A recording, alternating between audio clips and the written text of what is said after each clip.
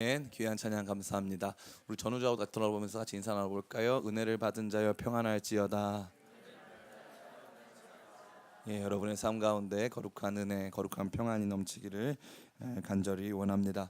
먼저 말씀 나누기 앞서서 제가 목 상태가 온전하지 않은 것에 대해 여러분께 송구한 마음을 전하여 드리고 싶고요. 특별히 여름 사역 가운데서 모든 것들이 아름답게 다 잘 마쳤음으로 인하여서 하나님께 감사를 드리고 싶습니다. 이제 말씀 나누겠습니다. 세상에는 많은 종교, 종파들이 있습니다. 특별히 이단들이 많이 있는데요. 이단은 뭐 여러 가지 분류로 분류할 수 있겠지만 대표적으로는 이 교주형이 있고 다른 거는 선지자형이 있다 할 수 있습니다. 교주형은 내가 하나님이다 하는 사람들이 만드는 종교죠. 그래서 우리가 알려지는 대로 뭐 신천지라던가 하나님의 교회라던가 하는 교회들, 내가 하나님이다, 내가 재림 예수다 하는 것을 외치는 사람들 교주형 이단이라 할 수 있습니다. 근데 어느 게 더 무섭냐면 이 선지자형 이단이 훨씬 무섭습니다. 선지자형은 나는 예수가 아니고 나는 하나님도 아니다. 그러나 내가 가장 분명하게 하나님의 뜻을 알고 있고 내가 성경을 해석할 수 있는 가장 중요한 권위를 가지고 있다라고 하면요, 단순히 이단이 되는 게 아니라 엄청나게 다른 종류의 종파 혹은 종교로 달라진다는 것이죠. 이 우리가 잘 알고 있는 이슬람교는 마호멧에 의해서 창시된 종교입니다. 그럼 마호멧은 이 무에서 유를 창조했을까요? 그렇지 않습니다. 마호멧이 주로 인용하고 또 주로 신앙의 대상으로 삼았던 내용이 무엇일까요? 그것은 바로 구약 성경입니다. 구약 성경. 그래서 마호멧은 뭐라고 하냐면 자기 자신을 선지자라고 불렀고 마지막 선지자라고 불렀고, 지금도 이슬람 교도들은 마호멧을 위대한 선지자 혹은 그 선지자라고 부르는 것입니다. 근데 얼마나 많은 사람들이 지금 이슬람교인일까요? 대략 13억 정도의 인구, 전 세계 75억 중에 13억 정도의 인구가 바로 그 선지자, 바로 그 선지자가 말한 바가 진리고 그가 해석해 준 성경이, 그가 해석해 준 역사가, 그가 해석해 준 세계가 가장 정당하고 가장 바른 세계다라고 생각하면서 오늘도 살아가고 있는 것입니다. 미국에 가면 유타주라고 하는 주가 있습니다. 미국의 50개 중에 유타주라고 하는 주가 있는데 그 주의 종교는 몰몬교라고 해도 과언이 아닙니다. 몰몬교는 조셉 스미스라고 하는 사람이 이 1800년대 사람인데, 이 사람이 15세부터 받은 계시를 이 집약하여서 만든 1830년에 만든 몰몬경에 의해서 창시된 종교입니다.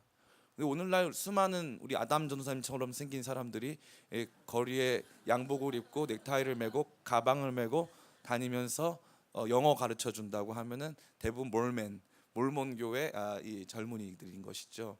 왜 그들은 그렇게 살아가고 한 주 전체, 거의 우리로 치자면 거의 한 국가 전체가 그 종교를 믿고 있을까요? 그것은 다른 것이 아니라 조셉 스미스라고 하는 한 사람이 내가 성경을 해석하고 다시 오실 예수님에 대한 모든 내용들을 내가 알고 있다, 그러니까 나에게 이것을 배워야 한다라고 이 얘기했고, 사람들이 그것을 받아들였을 때 이것이 한 국가, 인구 75억 중에 13억에 달하는 한 종교를 완전히 만들어낼 만큼 엄청난 영향력을 발한다는 것입니다. 우리가 뉴스에서 접한 것과 같이 지금 어떤 교회는 남태평양에 위치한 피지에 400명 정도 이주를 시켜서 거기에서 이 농장을 지으면서 거기서 집단 생활, 공동 생활을 하도록 조장했습니다. 집단 생활과 공동 생활 중에 종교 계율에 맞지 않는 신도는 이른바 타작마당이라고 해서 엄하게 권징하는 그런 모습을 보여주고 있습니다. 400명이 여러분 바보들일까요? 브라질에는 현재 이 경북 경산에 위치한 어떤 교회에서 브라질로 대거 이주를 시켜서 거기에서도 엄청나게 큰 농장을 만들고 있습니다. 1000명이나 되는 사람이 거기에서 브라질 농장에서 일을 하고 있죠. 그 사람들이 바보일까요? 자신의 전 재산을 갖다 바쳐서 1000명이나 되는 사람이 브라질로 이주하고 400명이나 되는 사람이 피지로 이주하면서 거기에서 농장을 가꾸면서 살아갈 때 그것을 뒷받침했었던 그 주장의 논거는 무엇이었을까요? 바로 성경을 내가 해석해 봤더니 좀 있으면 기근이 온다, 이것입니다. 그러니까 그 대기근을 준비하기 위해서 우리는 피지로 가야 되고 브라질로 가야 된다. 그들 자신이 성경 해석의 권위자가 돼서 그 해당 교회의 목회자들이 성경 해석의 권위자가 돼서 다시 말해서 지난 2000년 동안 해석해 왔던 성경의 내용이 아닌 오늘 내가 계시의 종결자, 오늘 내가 계시의 권위자라고 생각해서 내가 해석해 준 말씀만이 전부다 라고 말하기 시작하면서부터 사람들이 그 말을 따라오기 시작하는 것이죠. 여러분, 말에는요 엄청난 권위가 있습니다. 말에는요 엄청난 권세가 있습니다. 말 한마디가 사람의 삶을 정말 다르게 만들어낼 수 있다는 것이죠. 그러기에 우리에게 중요한 것은 누가 우리의 선지자인가 하는 것입니다. 누가 우리의 선지자인가. 이슬람교의 선지자가 마호멧이라면 또 이 불교의 선지자, 불교에 있어서 사실은 불교의 부처는 불교의 선지자라 할 수 있습니다. 불교의 선지자가 부처라면 우리에게 있어서 진짜 선지자는 누구인가? 우리는 누구의 말을 듣고 누가 원하는 길로 가야 하는가를 생각해 봤을 때 바로 예수 그리스도가 우리의 선지자가 되십니다. 예수 그리스도께서 우리의 참 선지자가 되신다는 사실이 오늘 본문의 말씀에 명확하게 기록되어 있습니다. 아무쪼록 오늘 본문의 말씀을 여러분들이 상고하는 가운데 정말 예수님께서 진짜 선지자가 되셨구나, 그리고 그 선지자가 선포하는 메시지는 무엇이구나, 그리고 그 선지자는 어떠한 모습으로 우리 가운데 나타나는구나를 함께 깊이 생각하면서 다시 한번 예수님을 우리의 참된 선지자로 인정하여 드리는 복된 시간 되기를 예수님의 이름으로 축원합니다. 특별히 오늘 본문을 통해서 우리가 주목하게 될 것은 예수님 자신이 예수님 자신의 정체성을 선지자로 드러내고 계시다는 사실입니다. 우리 오늘 본문의 말씀 18절을 같이 한번 읽었으면 좋겠습니다. 여러분, 오늘 본문의 말씀 18절입니다. 본문 말씀 18절 같이 읽겠습니다. 같이 읽겠습니다. 시작. 주의 성령이 내게 임하셨으니 이는 가난한 자에게 복음을 전하게 하시려고 내게 기름을 부으사 눈먼 자에게 다시 보게 함을 전파하며 눌린 자를 자유롭게 하고. 아멘. 예수님께서 이 선포하신 이 메시지, 은혜의 해를 전파하시는 예수님의 사명 선언과 같은 이 메시지에서 우리가 간과하는 것은 바로 첫 번째 부분입니다. 주의 성령이 내게 임했다는 것입니다. 주의 성령이 내게 임했고 이제 내게 기름을 부으셨다, 이것입니다. 다시 말해서 예수님이 사람들 앞에서 공적으로 내가 성령 받은, 내가 기름 부음 받은 예수다, 내가 기름 부음 받은 그리스도다 하는 것을 밝혀주고 있다는 것이죠. 그리스도라는 뜻 자체는 무엇일까요? 그리스도라는 뜻은 기름 부음 받은 자라는 뜻입니다. 그럼 기름 부음은 누가 받습니까? 구약 성경에서 기름 부음을 받는 사람은 세 사람입니다. 하나는 왕들은 기름 부음을 받습니다. 두 번째는 선지자들이 기름 부음을 받습니다. 세 번째는 제사장입니다. 이 세 가지 종류의 사람들이 기름 부음을 받는다는 것이죠. 그러면 기름 부음을 받는다는 건 무슨 뜻일까요? 똑같은 컵이 하나 있습니다. 이 컵이 이 두 개가 있다고 치면 이 두 컵 중에 한 컵에다가 기름을 부읍니다. 기름을 많이 붓지 않아요. 기름이 굉장히 비싸거든요. 그래서 조금 붓습니다. 기름을 딱 붓고 나면 이 컵과 이 컵이 모양도 똑같고 재질도 똑같고 완벽하게 똑같은데 기름을 딱 붓는 순간 이 컵은 하나님의 컵이 되는 것입니다. 그래서 구별한다 하는 것입니다.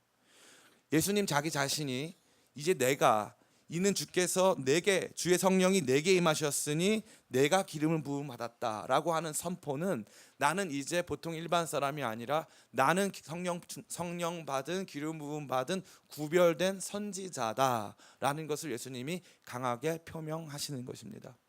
뿐만 아니라 19절에 보면요 이렇게 돼 있어요. 같이 한번 읽어볼까요? 시작. 주의 은혜를 전파하게 하려 하심이라. 아멘. 주의 은혜의 해를 전파하게 하려 하심이라 하였더라. 그러면 그렇게 구별돼서 컵 두 개 있었는데 한쪽에 기름 부음 받으면 그게 구별된 컵이 돼서 하나님의 컵으로 쓰임 받는다 했지 않습니까? 그러면은 그렇게 구별돼서 뭐 하냐 이것이죠. 왕이면 구별되어서 하나님의 통치를 이룹니다. 제사장이면 구별되어서 사람들을 대신하여 제사를 집례합니다. 그러나 선지자는 구별되어서 하나님의 뜻을 이 땅 가운데 전파하는 것입니다. 전파하다, 퀘리소, 다시 말해서 하나님의 뜻을 선포하는 것입니다. 선지자의 역할은 하나님의 뜻을 선포하는 것입니다. 목사님, 제가 가만히 봤더니요, 그런데 예수님이 그냥 단순 선지자가 아니라 자꾸 병도 고치시고 특이한 일도 행하신다고 되어 있네요. 가만히 보니까 그런 것 같아요. 왜 그렇습니까? 14절 보니까 예수께서 성령의 능력으로 갈릴리에 돌아가시니 그 소문이 사방에 퍼졌고, 뿐만 아니라 여기 뒤에 보면 이렇게 돼 있어요. 23절 보면 이렇게 돼 있습니다. 예수께서 그들에게 이르시되 너희가 반드시 의사야 너 자신을 고치라는 속담을 인용하여 내게 말하기를 우리가 들은 바 가버나움에서 행한 일을 내 고향 여기에서도 행하라 하리라. 한번 해봐, 한번 병 고쳐봐, 이런 뜻이죠. 그 말은 무슨 뜻이에요? 가버나움이라고 하는 지역에서는 예수님이 병도 고쳤다, 예수님이 특별한 이적도 일으켰다 하는 것이죠. 그러니까 목사님이 말씀하신 대로 예수님이 선지자라면 가르치기만 하셔야 되는데 왜 예수님이 여기에서 병자도 고치시고 하냐 이거죠. 단순히 예수님이 선지자로만 나타난 것 같지는 않습니다라고 말씀하실 수가 있습니다. 근데 재밌는 건 이거예요. 아까 말씀드린 대로 구약 성경에는 세 종류의 사람만 하나님께 구별되어 쓰임 받습니다. 왕, 선지자, 제사장. 그런데 구약 성경 전체를 통해서 왕이 기적을 일으킨 적이 있나요, 없나요? 단 한 번도 없습니다. 제사장이 기적을 일으킨 적이 있나요, 없나요? 단 한 번도 없습니다. 그러면은 구약 성경에서 기적을 일으키는 사람은 누굽니까? 언제나 선지자들만 기적을 일으킵니다. 선지자들만. 그럼 선지자들은 왜 기적을 일으킵니까? 이게 중요한 문제 아닐까요? 선지자들이 기적을 일으킬 때는 반드시 하나님의 말씀이 그대로 응하는 것을 보여주기 위해서 기적을 일으킵니다. 하나님의 말씀과 하나님의 뜻이 이렇게 분명하게 이루어지고 있다는 것을 보여주기 위해서 선지자들만 기적을 일으킨다는 것이죠.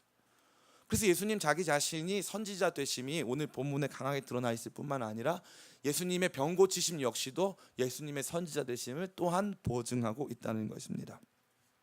그렇다면 두 번째로 이 선지자 되신 예수님이 우리에게 그러면 가르치시고 우리에게 선포하신 내용이 무엇입니까? 그것은 바로 희년의 메시지였다는 것입니다.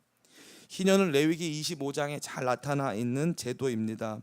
희년과 안식년이 있는데요. 안식년은 7년마다 도래해서 노예들이 자유롭게 되고 또 이 빚을 탕감받는 해입니다. 참 멋있는 제도이죠. 어떤 한편으로는 이 도덕적 해이를 불러일으킬 수도 있는데 그럼에도 불구하고 빚진 사람들 다시 탕감시켜줘서 새 출발시켜주고 노예들을 자유롭게 해주는 안식년은 참 멋있는 제도임에 분명합니다. 근데 가만히 보니까 목사님이 희년에도 똑같은 일 벌어지는 거 아닌가요? 노예들이 자유롭게 되고 이 빚을 탕감받지 않습니까? 예, 희년과 안식년은 사실 큰 차이가 없어 보여요. 근데 재밌는 건 뭐냐면 안식년에는 좀 다른 게 기업을 회복합니다. 이 말 뜻을 잘 이해하려면요, 이스라엘의 제도를 잘 알 필요가 있어요. 이스라엘은 하나님이 그들이 가지고 있지 않던 땅으로 그들을 인도해 주셨습니다. 가나안 땅이라고 하는 곳에 들어오셔서 하나님이 각 지파에게 땅을 분배해 주셨어요. 우리가 처음에 다 와봤더니 땅이 다 있다는 뜻이죠. 내 땅이 다 존재하는 것입니다. 내 땅에서 농사를 짓고 내 땅에서 여러 가지 일들을 하면서 살아갈 수 있도록 하나님이 삶의 터전을 주신 것입니다. 그런데 재밌는 건 7년 살면서 혹은 50년 살면서 내가 그 농사가 안 되고 또 여러 가지 부분에서 실패해가지고 그 땅 때문에 빚을 져서 나중에는 팔려가기도 하고 그 빚으로 말미암아 엄청난 어려움을 당한다는 것이죠. 그런데 안식년에는 빚을 탕감받고 이 노예도 자유롭게 되지만 땅을 돌려받지는 못합니다. 근데 50년이 되는 그 해가 도래하면 나팔이 울리면 내가 그동안 열심히 벌어가지고 내가 수많은 사람들 땅을 사서 내가 가지고 있지만 그 땅 다 어떻게 해줘야 되는 거예요? 다 돌려주는 거예요. 그럼 어떤 일이 발생합니까? 모든 사람들이 다 자기의 원래 땅을 갖게 되는 것입니다. 예수님은 지금 그 메시지를 선포하신다는 것이죠. 그래서 여기 가장 많이 등장하는 메시지가 뭐냐면 자유라는 단어입니다. 우리 같이 한번 읽어볼까요? 18절 말씀 같이 읽어보겠습니다. 시작. 주의 성령이 내게 기름을 부으시고 나를 보내사 포로된 자에게 자유를 눈먼 자에게 다시 보게 함을 전파하며 눌린 자를 자유롭게 하고. 자유라는 단어가 두 번이나 등장했고 가난한 자에게 복음을 전파했다는 단어가 등장합니다. 가난한 자에게 복음이란 무엇일까요? 원래 우리가 가난한 존재가 아니었는데 우리가 기업을 가지고 있는 우리는 먹고 살 만한 존재였는데 우리가 여러 가지 실패와 좌절과 실수들과 연약함으로 말미암아 잃게 된 나의 기업이 다시 내게 돌아오고 내가 그 기업으로 말미암아 내 지위와 신분을 회복할 수 있다 하는 영광스러운 소식이 지금 가난하여진 사람들에게 울려 퍼진다는 것입니다. 뿐만 아니라 그들 안에서 영광스러운 자유가 임함으로 말미암아 멋있고 아름다운 하나님 백성의 신분으로 살아갈 수 있다는 것을 의미하는 것입니다. 참 예수님께서 참 선지자로서 선포한 메시지는 바로 다른 메시지가 아니라 이러한 희년의 메시지, 자유와 회복의 메시지가 된다는 것이죠. 세 번째로 이러한 예수님은 자기 자신이 지금 성경을 성취하고 있음을 강하게 말씀하고 계십니다. 본문의 21절입니다. 같이 한번 읽어볼까요? 시작.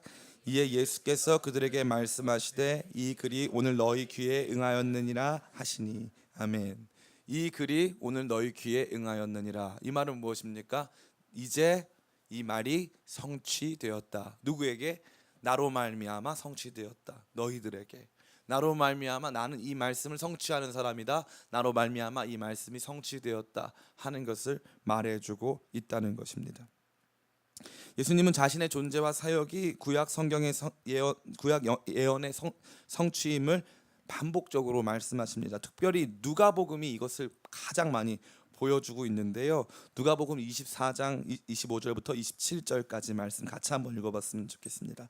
누가복음 24장 25절부터 27절까지 말씀 같이 보겠습니다. 시작. 이르시되 미련하고 선지자들이 말한 모든 것 마음에 더듬 있는 자들이여, 그리스도가 이런 고난을 받고 자기 영광에 들어가야 할 것이 아니냐 하시고, 이에 모세와 모든 선지자의 글로 시작하여 모든 성경에 쓴 바 자기에 관한 것을 자세히 설명하시니라. 아멘. 다른 복음서에는 이 내용이 전혀 없습니다. 그러나 누가복음에만 이 내용이 등장합니다. 다시 말해서 모세의 글로부터 시작하여서 선지자의 글 시편에 이르기까지 모든 것이 예수님에 대하여 기록되어 있다는 것이죠. 예수님께서 이 모든 성경을 성취하기 위해 여기 계시다는 것입니다. 참 재밌습니다. 예수님은 그냥 존재하시는 분이 결코 아닙니다. 우리가 생각했을 땐 예수님 믿어야지 하고 믿게 되는 게 아니라는 것이죠. 예수님은 어떤 예수님을 믿는다는 것입니까? 구약 성경의 모든 내용을 하나하나 다 성취하신 예수님을 믿는다는 것입니다. 그렇기 때문에 예수님께서 오늘 저와 여러분에게 선포하시는 내용은 무엇이냐 하면, 내가 구약 성경의 모든 내용을 이루었다. 다시 말해서 창조에서부터 역사의 모든 이야기들을 내가 성취했다라는 것을 예수님께서 강하게 보여주고 있다는 것입니다. 그럼 어떻게 될까요? 그러면 우리는 그 예수님을 받아들여야겠습니까? 배척해야겠습니까? 예, 감사합니다. 예수님을 너무 간단한 답이기 때문에 대답할 필요가 없습니다. 예수님을 받아들여야죠. 예수님을 받아들여야죠. 그러나 재밌는 것은 사람들은 그러한 예수님을 배척한다는 것입니다. 사람들은 그러한 예수님을 배척해요. 선지자 되신 예수님, 구약 성경을 이루시는 예수님, 우리를 자유케 하시고 우리의 신분과 지위를 회복시키시고 우리를 자유케 하시는, 우리를 구원하시는 그 예수님의 이야기는 사람들은 주목하지 않고 그 예수님을 배척한다는 것입니다. 사람들이 보기 원하는 것은 무엇일까요? 가버나움에서 행한 일을 여기에서도 행하라. 너 한번 보여줘. 예수님이 얼마나 대단한지, 당신이 얼마나 대단한지 보여줘. 내 삶에 들어와서 날 한번 고쳐봐. 내가 잘못된 모든 것들을 한번 고쳐봐. 그러면 내가 믿어줄게. 그러면 내가 좀 어느 정도 받아들여줄게. 그거 전까지는 난 그 얘기만은 못 믿겠어. 이게 내 삶이랑 무슨 상관이야. 이게 우리가 갖고 있는 근본적인 생각이라는 것이죠. 특별히 이 나사렛 사람들은 예수님을 강하게 배척했습니다. 나중에 보면 예수님을 밀쳐서 떨어뜨리려고 했어요. 절벽 위까지 데려가서 떨어뜨려 죽이려고 했습니다. 그 정도로 예수님에 대한 배척은 상당히 강하였던 것입니다. 더 놀라운 얘기를 하나 해드리자면, 예수님에게 대한 배척은 예수님이 참 선지자가 되신다는 증거입니다. 이게 가장 드라마틱한 순간입니다. 사람들이 예수님을 배척하는데, 예수님이 배척받으시는 예수님은 진짜 선지자의 모습이라는 것입니다. 진짜 선지자는 배척받습니다. 진짜 선지자는 배척받습니다. 이것이 참 놀라운 것이 아닐 수 없습니다. 오늘 본문의 23절과 24절입니다. 같이 한번 읽어볼까요? 시작. 예수께서 그들에게 이르시되 너희가 반드시 의사야 너 자신을 고치라 하는 속담을 인용하여 내게 말하기를 우리가 들은 바 가버나움에서 행한 일을 내 고향 여기에서 행하라 하리라.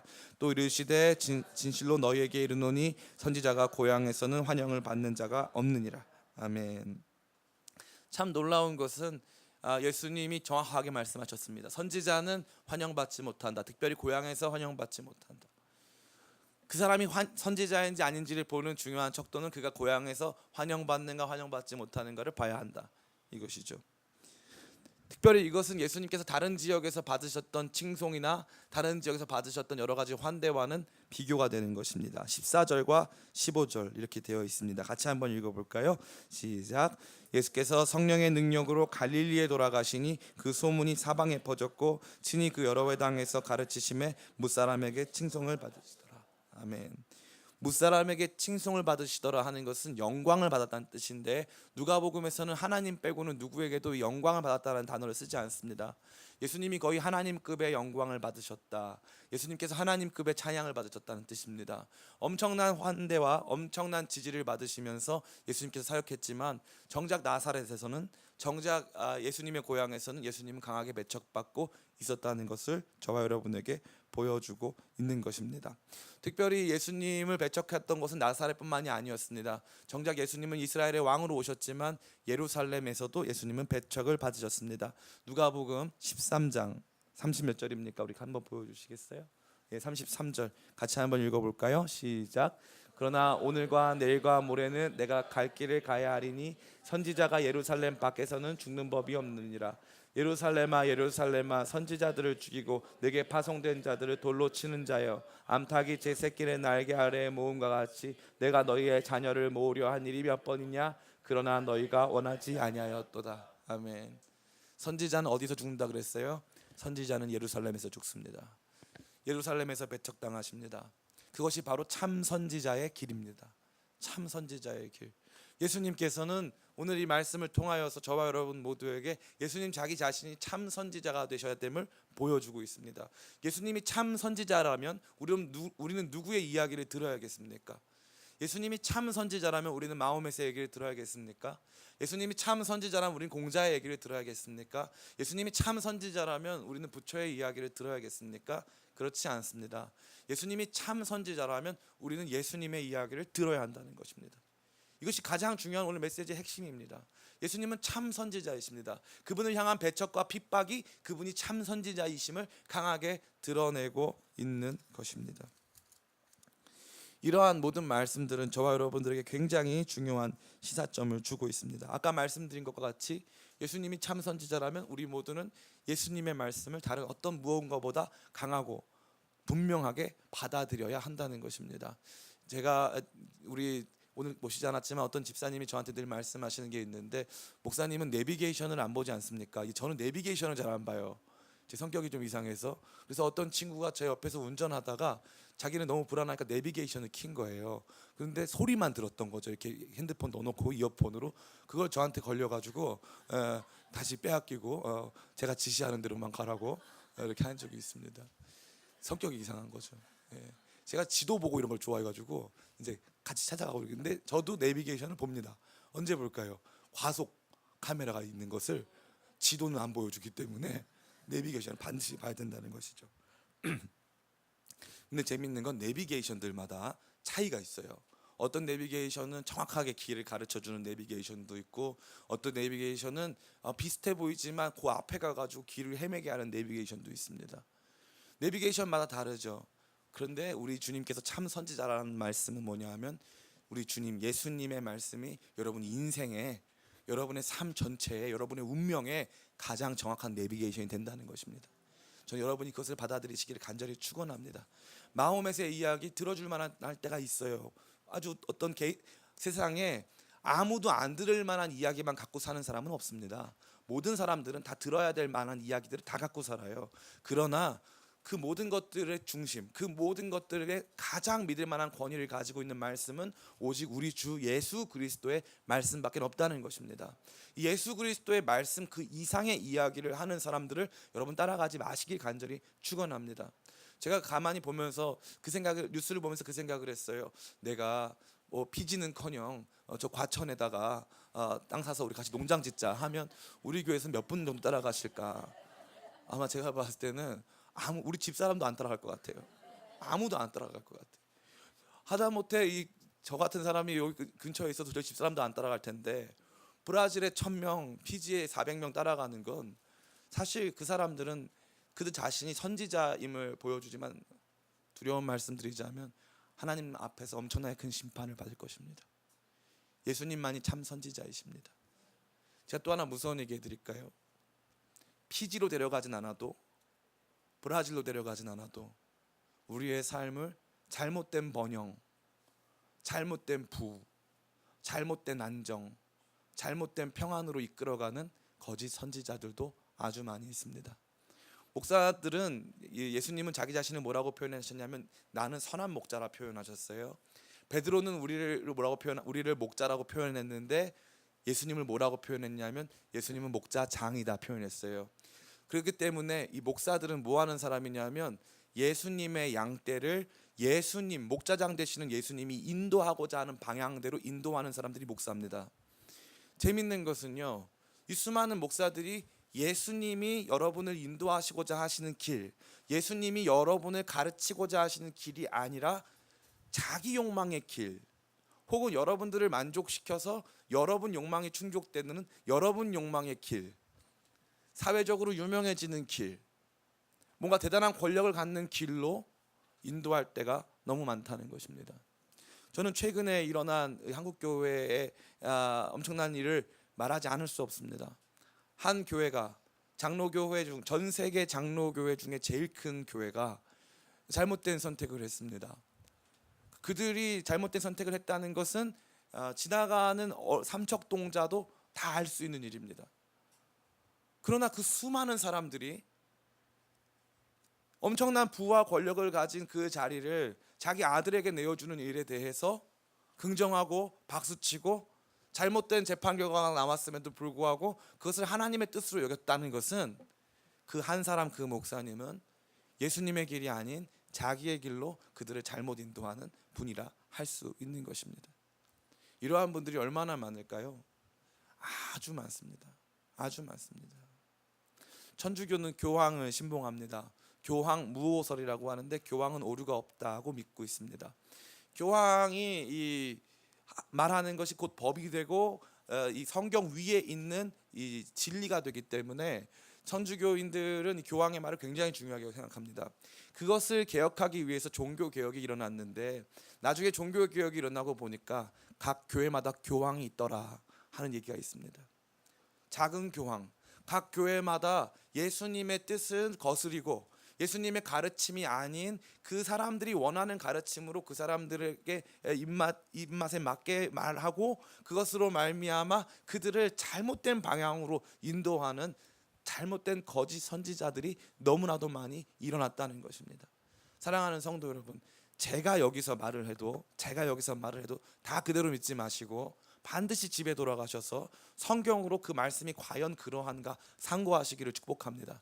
특별히 예수님이 말씀하신 것이 무엇인가를 깊이 묵상하게 되시기를 간절히 축원합니다. 그러한 가운데 우리는 진짜 참된 진리를 예수님의 말씀 안에서 발견할 수 있습니다. 저도 예수님의 권위 아래서 이 말씀을 증거하는 것이고 여러분도 예수님의 권위 아래서 이 말씀을 다시 한번 묵상하고 해석할 수 있는 것입니다.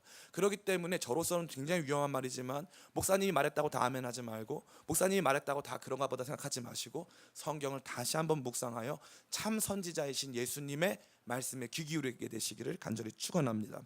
두 번째는요, 진정한 선지자의 선포는 따라해 볼까요? 자유와 구원이다.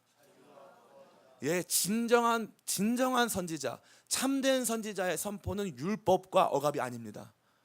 참 선지자의 선포는요, 자유와 구원입니다. 억압된 우리를 자유케 하고 우리를 구원하게 하는 선포가 참 선지자의 선포입니다.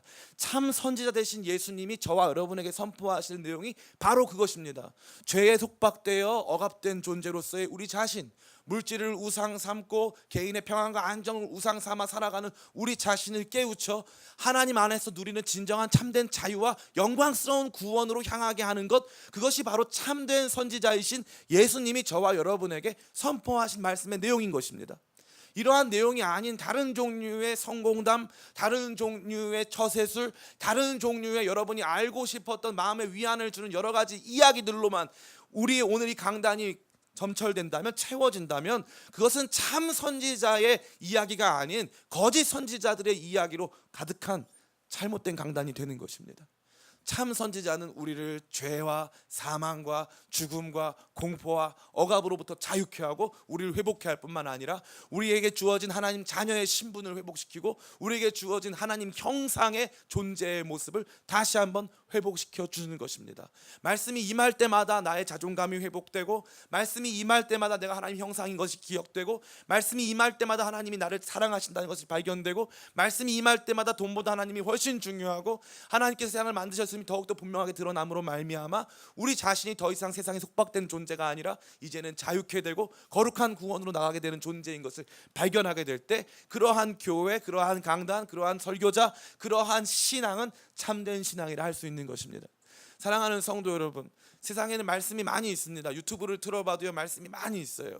거기에 있는 모든 말씀 듣고 여러분들이 분석하고 평가할 때 가장 중요한 기준은 이 말씀이 성경대로 우리에게 참된 자유를 주고 있는가, 아니면 다른 종류의 율법을 만들고 있는가 하는 것입니다. 제가 여러분의 이 기억을 다시 한번 회상시키고자 제가 상기시켜드리고자 말씀드립니다. 여러분, 주일날 교회 안 나와도 교회 구원 받습니까, 안 받습니까? 네, 이렇게 자신이 없으세요. 따라할 거예요. 주일날 교회 안 나와도 구원 받는다. 예, 주일날 교회 안 나와도 구원 받는다. 그러나 주일날 교회 안 나오면 구원 못 받는다라고 말하는 교회는 가지 마세요. 가지 마세요. 목사님, 그러면 주일날 교회 안 나갈수록 구원 받는, 그렇게 생각하지 마세요. 꼭 그렇게 생각하시는 분들이 계세요. 청개구리. 꼭 무슨 뭐 이렇게 말하면요 더 나쁜 쪽으로 얼마든지 그러면 큰일 납니다. 하나님은 여러분을 사랑하셔서요, 여러분을 데리고 오실 때가 있어요.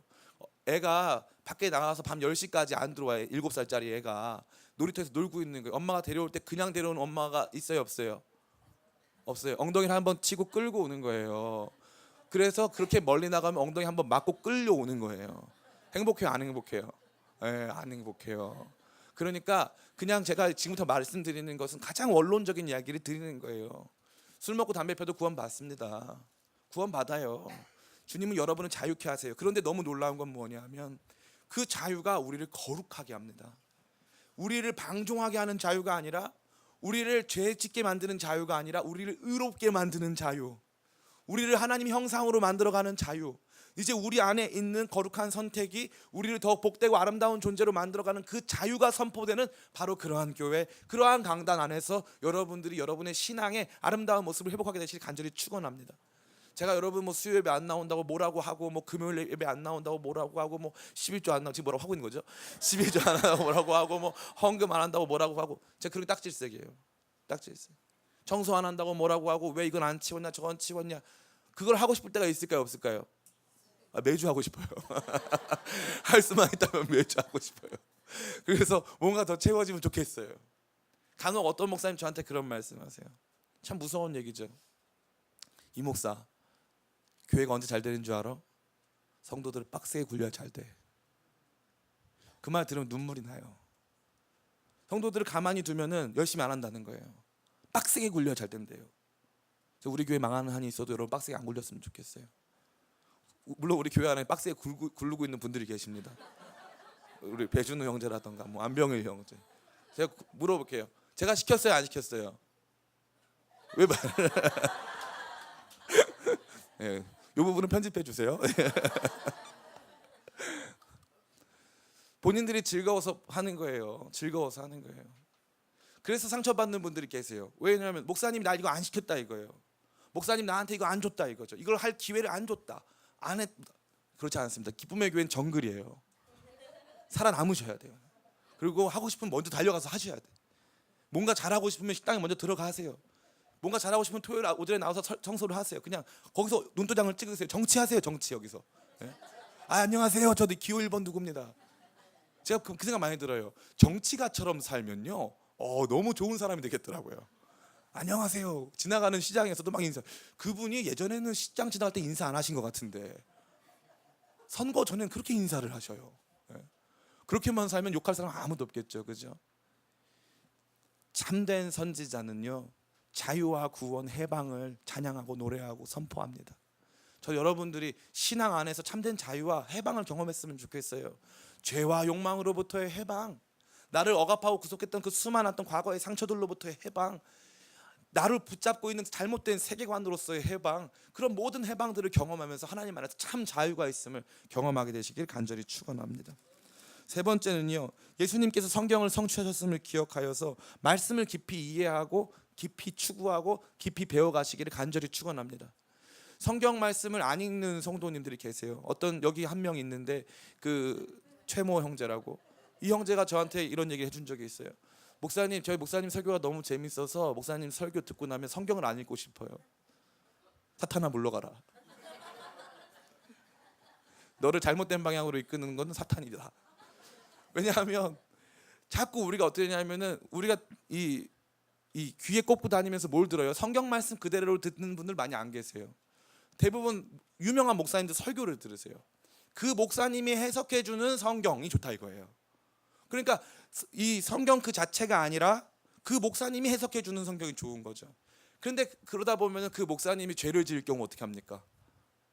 그 목사님이 무너지면 어떻게 해요?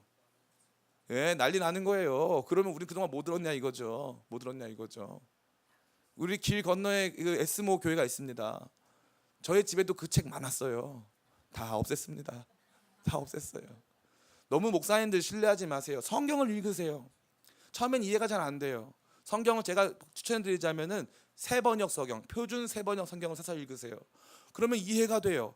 이해가 되기 시작하면서 하나씩 맞춰줘요. 그리고 목사님 얘기를 들으면 이야 재밌다. 그래 그 말씀이 저기 있었는데 여기다 딱 맞아 떨어지네 하면서 하나씩 무릎을 치는 거예요.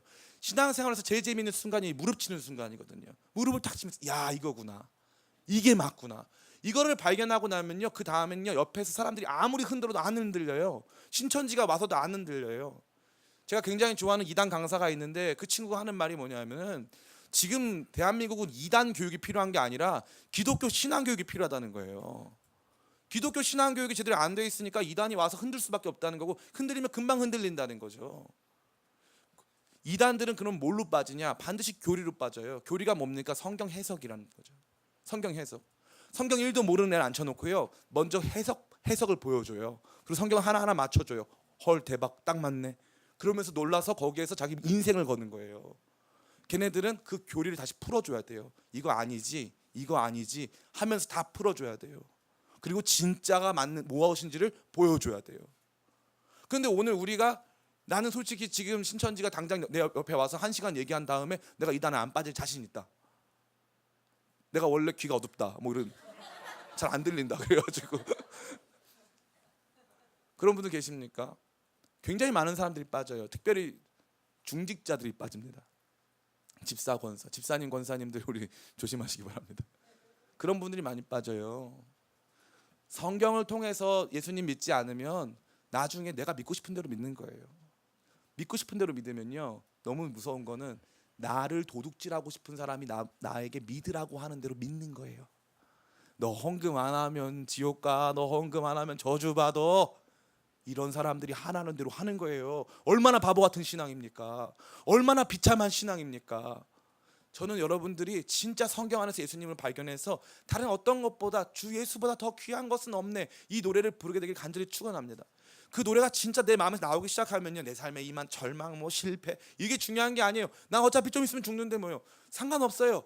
내가 제일 중요한 건 예수님이에요. 그 예수님을 붙들기 시작하면 그 예수님이 내 안에서 역사하셔서 내 삶의 주인이 되시고 그 예수님이 나를 이끌어 가세요. 그런데 그것이 아니라면 내 욕망이 나를 이끌어 가고 내 여러 가지 쾌락과 내가 원하는 것들이 나를 이끌어가는 잘못된 신앙생활 속에 빠지는 것입니다. 여러분, 성경적 그리스도인들이 되시기를 간절히 축원합니다. 오늘 마지막은요, 이것입니다. 우리는 예수님이 배척 땅에 오신 것을 기억해야 된다는 것이죠. 역사는 저와 여러분에게 굉장히 위대한 진리의 이야기를 던져주고 있어요. 오늘날 유대인들, 전 세계 부의 엄청난 이 부분을 차지하는 이 유대인들, 전 세계 문화계, 전 세계 이 과학계, 전 세계 경제계를 휘두르고 있는 이 수많은 사람들, 그 수많은 사람들, 유대인들은 누구를 배척합니까? 예수 그리스도를 배척합니다. 전 세계 13억의 이슬람교는 누구를 배척합니까? 예수 그리스도를 배척합니다. 신천지는 누구를 배척합니까? 예수 그리스도를 배척합니다. 신천지가 절대 설교하지 않는 성경은 로마서입니다. 그들은 로마서를 설교하지 않아요. 예수님만 없으면 되거든요. 예수님을 딱 배척해 버려요. 예수님을 배척하는 거, 그 누구의 모습이죠? 우리의 모습이죠. 근데 놀라운 건 뭔지 아세요? 예수님 아무리 배척당하셔도 지나가시니라. 지나가시니라.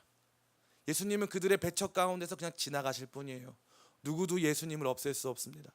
기독교 신앙은 단 한 번도 작아진 적이 없어요. 단 한 번도. 역사상 참된 기독교 신앙은 단 한 번도 역사상 작아진 적이 없습니다. 기독교 신앙은 날로 증가하고 있어요. 이슬람교 증가 속도가 빠르긴 합니다만 참된 기독교 신자들의 증가들은 엄청나게 빠른 속도로 일어나서 지금 많은 지역에서 엄청난 역사를 보여주고 있습니다. 예수님은 그저 지나가십니다. 그러나 세상은 예수님을 배척합니다. 이것은 예수님이 참된 선지자인 것을 말해주고 있는 것입니다. 오늘 유대교가 예수님을 배척하는 것, 예수님이 참된 선지자이기 때문에 그렇습니다. 오늘 이슬람교가 예수님을 배척하는 것, 예수님이 참된 선지자이기 때문에 그렇습니다. 유대교의 본질, 이슬람교의 본질, 신천지의 본질, 하나님의 증인, 하나님의 교회의 본질, 그 모든 본질 안에는요 자기가 있어요.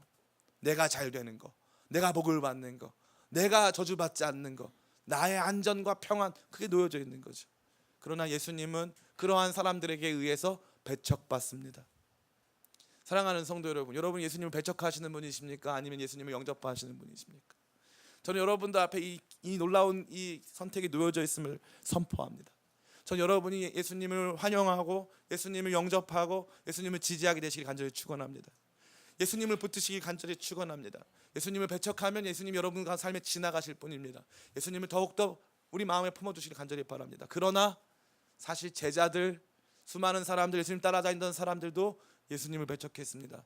요한복음 6장에 예수님께서 오병이어 기적을 일으키신 다음에 사람들이 예수님을 왕으로 삼으려고 했을 때 예수님이 그들에게 말씀하셨습니다. 너희가 나를 찾아온 까닭은 표적을 보았기 때문이 아니라 떡을 먹고 배불렀기 때문이다. 이 말은 뭐냐면요, 예수님 믿으려고 따라온 건 아니고 배부르려고 따라왔다는 거예요. 배부르려고. 그러니까 예수님이 뭐라고 하시냐면은 나를 먹어라 그래요. 나를 먹어라. 생명의 떡이신, 하늘로부터 내려오시는 생명의 떡인 나를 먹어라. 사람들이 이 말씀은 너무 어렵도다, 누가 이 말씀을 이해할 수 있을까 하고 수많은 제자들이 예수님 떠났어요. 그때 예수님이 12제자에게 물어보십니다. 너희도 가려느냐?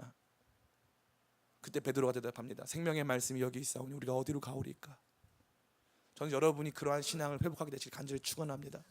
예수님 한 분 붙잡고 그분이 우리의 참 선지자이심을 기억하고 그분이 성경 속에서 어떻게 선지자가 되셨고 어떻게 왕이 되시고 제사장이 되실 뿐만 아니라 하나님의 아들이시고 약속하신 메시아가 되셔서 어떻게 구원을 이루셨는가를 성경을 통해서 조명함으로 말미암아 참된 자유와 해방을 경험하는 메시지를 마음에 받고 그분을 영접함으로 말미암아 그분과 함께 동행하는 삶을 사시기를 간절히 축원합니다. 예수님은 참 선지자이십니다. 마호멧과 비교할 수 없고 부처와 비교할 수 없고 공자와 비교할 수 없는, 신천지 이만희와 안상홍과 장길자 이런 사람들과 비교할 수 없는 유일하신 참되신 선지자이신 예수님을 영접하여 그분과 함께 자유와 구원과 해방을 경험하는 저와 여러분 다 되시기를 예수님의 이름으로 축원합니다. 아멘. 우리 이 시간 같이